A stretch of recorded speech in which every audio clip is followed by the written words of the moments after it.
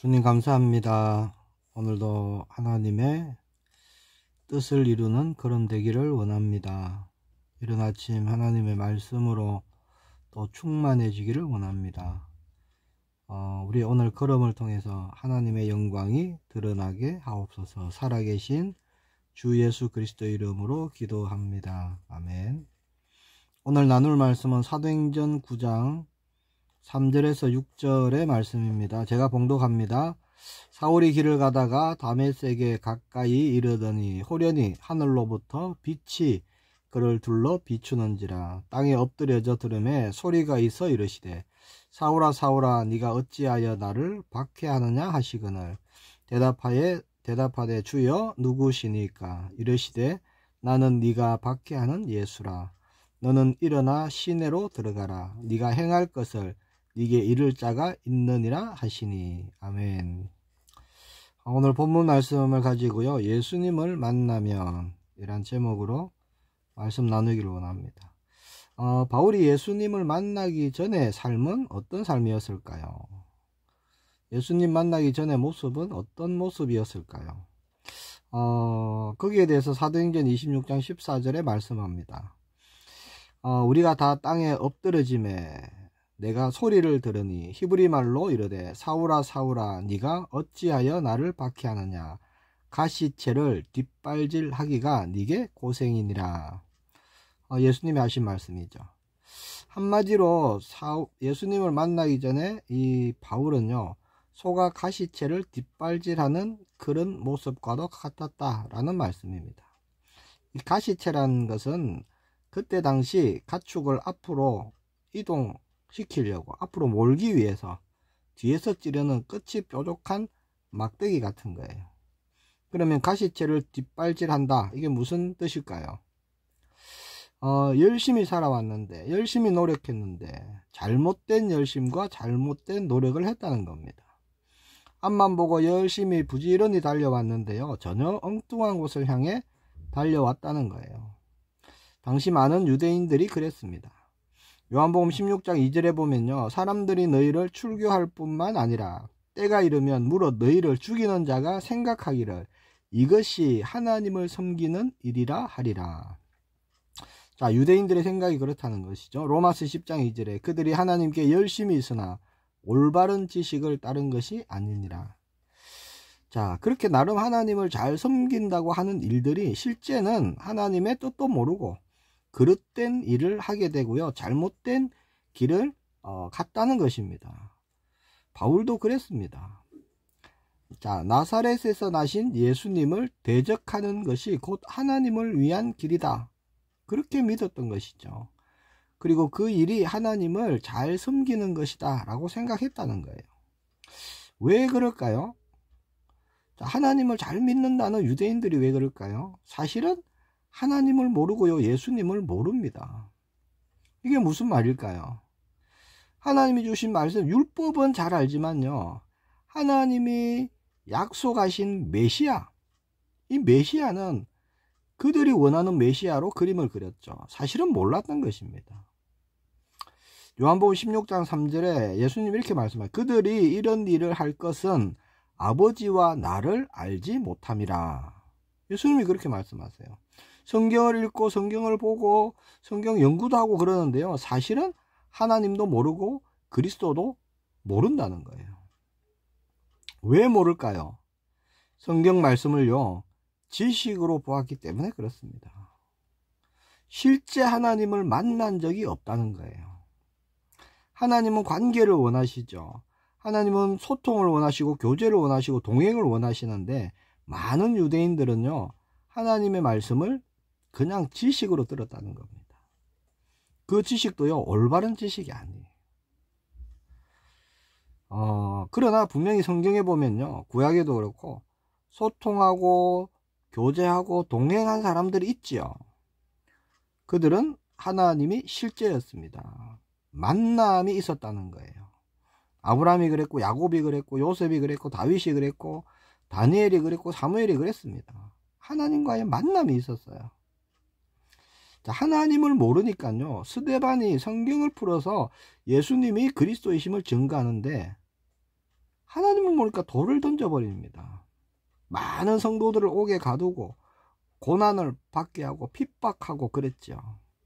심지어는요, 저기 멀리 타국에 나가 있는 성도들까지 잡으려고 했다는 거예요. 바울이 그렇게 성도들을 잡으려고 다메섹으로 가다가 예수님을 만난 것이죠. 자, 지금도요, 이렇게 신앙생활 하는 분들이 많습니다. 교회를 오래 다녀도요, 예수님을 만나지 못하면, 하나님을 인격적으로 만나지 못하면 똑같이 되는 거예요. 그래도요, 착각합니다. 내가 교회를 다니니까 나는 신앙인이다, 나는 잘 믿는다, 그렇게 착각하는 거예요. 하나님의 마음을 모르니까요, 자기 생각대로 자기 마음대로 신앙생활을 하는 겁니다. 자기 마음대로 하나님은 이런 분일 것이다 라고 그냥 그렇게 그림을 그리고 사는 거예요. 예수님을 만난 적이 없으니까 그저 아쉽고 필요할 때만 기도하고 동행, 소통, 교제, 자, 이런 거는 아무 관심이 없이 그저 교회를요, 내 복받기 위해서 다니는 분들이 많습니다. 자, 5절에 보니까 대답하되 주여 누구시니까 이르시되 나는 네가 박해하는 예수라. 자, 살기 등등해서 성도를 잡으러 가고 있던 바울은요, 그렇게 도상에서 예수님을 만납니다. 부활이 거짓이다, 그렇게 믿었는데 부활하신 주님을 만난 거예요. 자, 바울이 예수님을 만나라고 어떤 노력을 했습니까? 아니죠. 오히려 예수님을 미워하고 거부했던, 핍박했던 바울이었는데 예수님이 찾아오신 겁니다. 왜요? 이 바울도요, 예수님 아니면 안 되는 사람이기 때문에 만나 주시려고 예수님이 오셨다는 거예요. 복음은요, 만남입니다. 어떤 지식이 아니에요. 주님과의 만남입니다. 바울의 힘과 노력으로 결코 주님을 만날 수가 없기 때문에 주님이 찾아와 주신 거예요. 우리에게도 그런 거예요. 자, 그렇게 예수님을 만나니까 바울에게 어떤 일이 일어났죠? 모든 것이 변화됩니다. 한순간에 바울은 깨닫게 됩니다. 한순간에 눈이 열려버립니다. 내가 핍박했던, 내가 받게 했던 그 예수님이 그리스도이시구나. 자, 사람이 바뀌는 것은 쉽지 않습니다. 아니요. 다시 말씀드리면 안 바뀝니다. 근본이 뭐예요? 마귀의 자녀. 본질상 진노의 자녀. 변화될 수가 없지요. 힘으로 능으로 되지 않는 것이 뭐냐? 사람 바꾸는 일입니다. 자, 그런데 누구든지 예수님을 인격적으로 만나기만 하면, 예수님을 깨닫고 눈이 열리기만 하면 바뀌는 것은 한순간이라는 거예요. 오늘 본문에 바울이 그랬습니다. 바울은요, 많이 배웠어요. 정말 율법으로는 흠이 없을 만큼요, 철저히 지켰던 사람입니다. 자, 이런 사람이 바뀌기가 쉬울까요? 정말 어렵겠죠. 그러나 도상에서 예수님을 만나고 그 앞에 완전히 거꾸러집니다. 상상하지도 못한 일이 일어난 거예요. 지금까지 내가 가시채를 뒷발질하고 살았구나. 자, 이게 보입니다. 소가요, 가시채를 뒷발질하면 결국 소 자신만 발 찔리고 헛고생한다는 거예요. 그렇게 살았다는 겁니다. 지금도요, 그렇게 신앙생활 하시는 분들이 사실 많이 있습니다. 더 이상 그런 고생하지 마시고 오늘 본문의 바울이 부활하신 예수님을 만난 것처럼 주님을 만나는 그런 은혜가 있기를 축복합니다.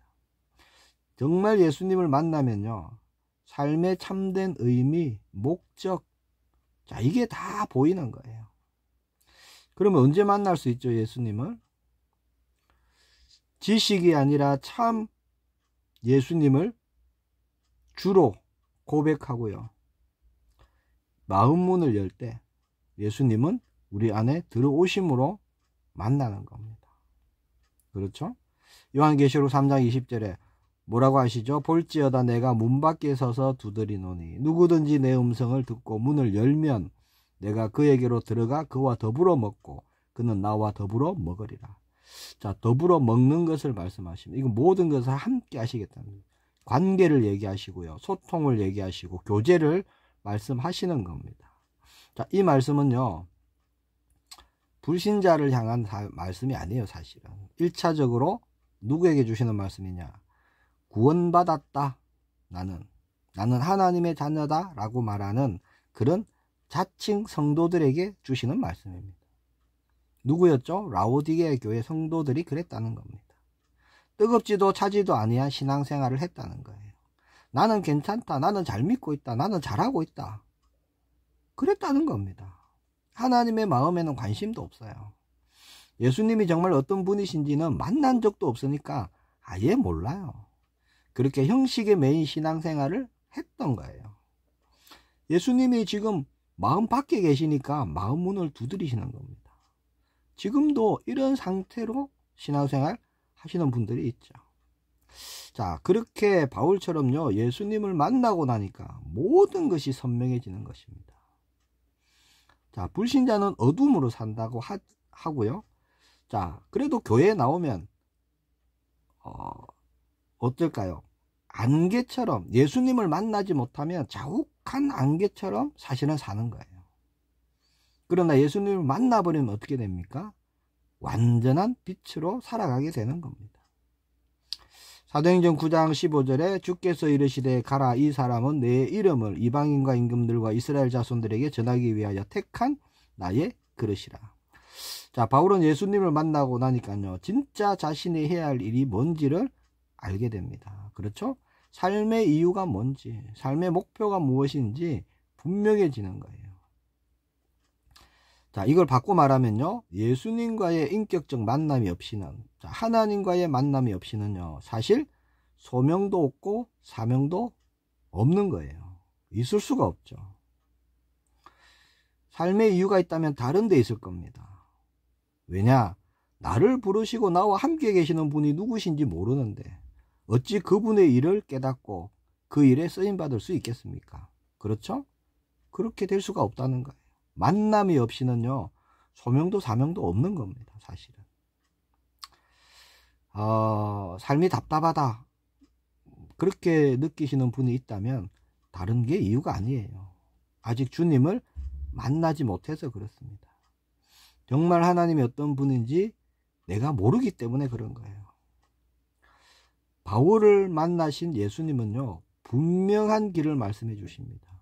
우리에게도 똑같아요. 주님을 만나면 주님이 말씀해 주시는 겁니다. 알게 해주시고 깨닫게 하심으로 우리가 가야 할 마땅한 길로 인도해 주시는 것이죠.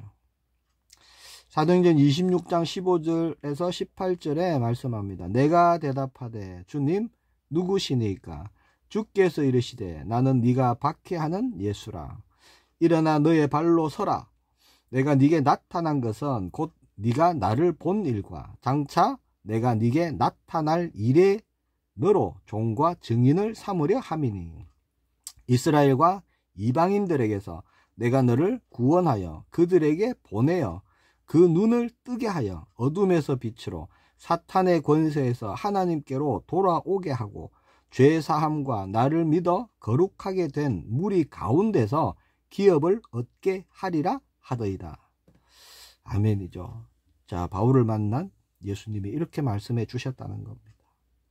바울은요, 이 말씀 붙잡고요, 남은 삶을 온전히 드리게 됩니다. 왜죠? 이유는 하나예요. 만났기 때문이에요. 예수님을 만났다는 겁니다. 그렇죠? 아는 예수님이 아니라, 들어본 예수님이 아니라 내가 만난 예수님이 되었다는 거예요. 그 누가 이 바울의 걸음을 멈출 수 있겠습니까? 그 무엇이 이 바울의 길을 막을 수 있겠습니까? 아무도 못 막는 겁니다. 꼭 내가 예수님을 못 만나서 지금까지 내가 고생이었구나, 그게 깨달아진다면요, 지금 믿음으로 예수님을 영접하시길 축복합니다. 주님 만나길 원합니다. 저를 만나주세요. 기도하시길 바랍니다. 실제가 되길 원합니다. 저의 삶도 바울의 삶과 같이 통째로 바꿔주옵소서. 그렇게 기도하시길 바랍니다. 원하고 바라고 구하면 반드시 응답해 주십니다. 혹 지금까지 내가 예수님을 못 만났구나. 그 이유가 어디 있을까요? 사실은 내가 만남을 원하지 않았는지도 모릅니다. 예수님보다 더 좋고 더 가치 있는 것이 얼마든지 있다, 그렇게 생각하고 살았을지도 모릅니다. 그래서 원하지 않으면요, 만날 수가 없어요. 원하시기를 정말 축복합니다. 정말 나에게 예수님밖에 없구나, 이게 깨달아지는 것이 은혜입니다. 자, 주님은요, 우리가 마음 문을 열고 주로 고백하며 주님으로 오시길 원할 때 우리 안에 오시는 거예요. 만나 주시는 겁니다. 오늘 혹 주님을 만나지 못한 분이 있다면 주님을 만나고 새로운 삶이 시작되는 복된 날이 되기를 축복합니다. 기도하겠습니다. 주님 은혜 감사합니다. 우리를 찾아와 주시고 만나 주시고 구원하심을 감사합니다. 주님 안에서 빛으로 행하는 자가 되게 하심을 감사합니다. 우리의 남은 걸음, 이제 주님의 뜻을 이루는 우리 모두가 되게 하옵소서. 증인의 걸음이 되게 하옵소서. 살아계신 주 예수 그리스도 이름으로 기도합니다. 아멘.